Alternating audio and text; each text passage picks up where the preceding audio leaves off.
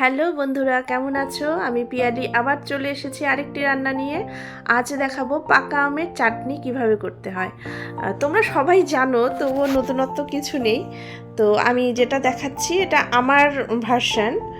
তো আমগুলোকে, ছোট ছোট আমগুলোকে ভালো করে কেটে নিয়েছি। এগুলো না মানে আমাদের নিজস্ব গাছের আম।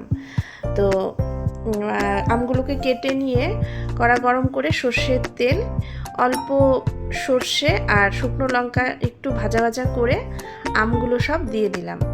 দিয়ে দেওয়ার পর তার সাথেই নুন, হলুদ এসব কিছু দিয়ে মিক্সড করে নিতে হবে। নিয়ে তারপর কিছুক্ষণ আবার একটু নাড়াচাড়া করে, আমি কিন্তু এইটার মধ্যে জল দেব না।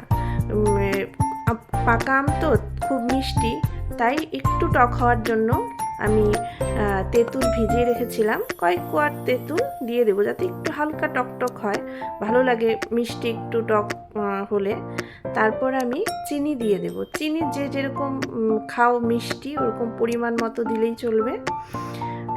আমি কিন্তু এক্সট্রা জল দিইনি, কারণ ওই তেঁতুলের যেটুক জল ভিজিয়েছিলাম ওই জলটা আর চিনি থেকেই যে রসটা বের হবে সেটাতেই আমার কিন্তু এই রান্নাটা কমপ্লিট করব আমি। তারপর দেখো এখানে যখন একদম হয়ে এসেছে তখন না আমি একটা মশলা দিব। সেই মশলাটা কিভাবে তৈরি করি সেটা একটু দেখে নাও।